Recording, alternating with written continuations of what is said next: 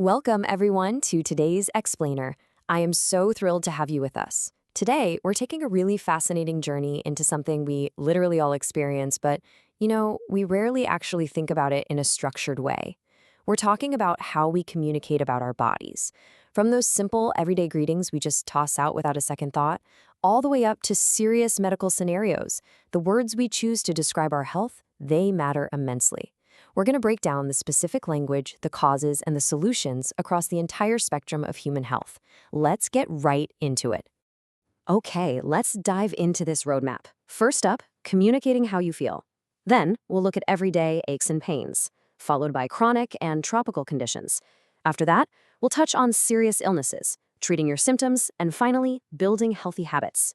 We're tracking the whole journey, from minor daily complaints all the way to proactive, lifelong wellness. So part 1, communicating how you feel. How are you today? It's arguably the single most common question in the English language, right? We hear it at work, at home, at the grocery store. But if you think about it from a health perspective, this incredibly simple question is actually a powerful diagnostic tool. The way we instinctively respond instantly signals our baseline well-being to the people around us. And wow, the contrast in how we answer that question can be huge. We've got the polite, positive baseline, I'm very well, thanks, or I'm fine, thanks. But man, things escalate quickly when there's an actual problem. We suddenly transition to these urgent negative responses like, I don't feel very well, I must go home and rest. Or even more severe, I feel ill, can you get a doctor, please? The source material actually highlights a super specific, sudden scenario, eating bad food. You might say, that fish was bad, I think I'm going to be sick. That's the direct, unmistakable way of communicating an immediate, urgent need to vomit. Our language just shifts gears instantly based on our physical state. Moving on to part 2, everyday aches and pains.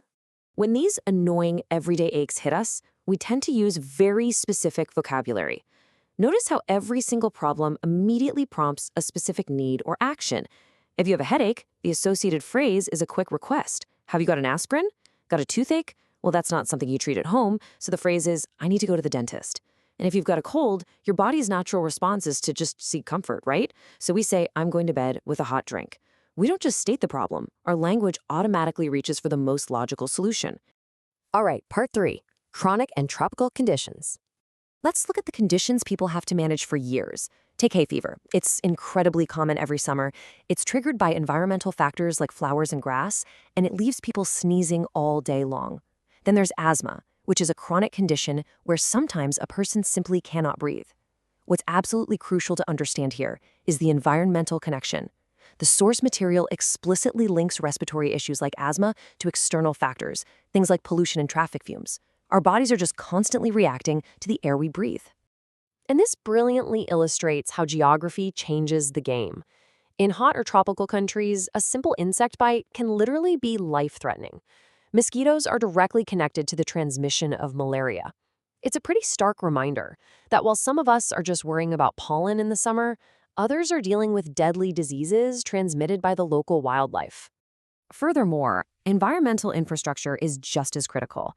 The source notes the severe impact of poor resources, stating very clearly that bad drinking water leads directly to cholera. And tragically, this is a condition that severely affects children in certain regions. It just goes to show, health isn't only about personal habits, it's heavily dictated by the environment and the resources available to us. Which brings us to part 4, serious illnesses. Now we're looking at the vocabulary for life-threatening illnesses. Cancer is obviously a major one, and the source makes a very direct link here, pointing out that every single year, cancer kills many people who smoke. It's a direct connection between a habit and a severe illness.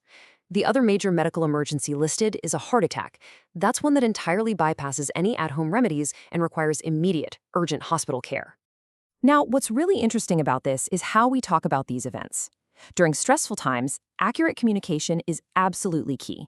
When we talk about serious medical emergencies in English, there's a really common grammatical mistake people make. You must say that someone had a heart attack. You do not say they got a heart attack.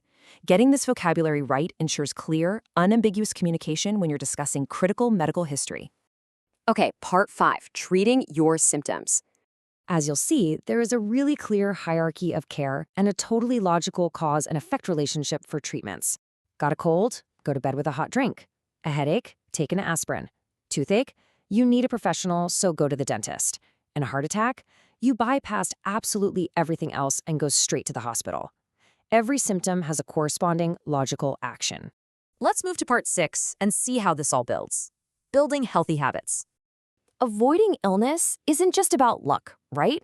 It's about what we do every single day. The source emphasizes 2 main pillars here: diet and exercise. Having a healthy diet means eating lots of fruits and vegetables. And as for an active lifestyle, activities like swimming, jogging, and cycling are, well, simply put, they're really good for you. Incorporating these things into your routine actively builds up your body's defenses.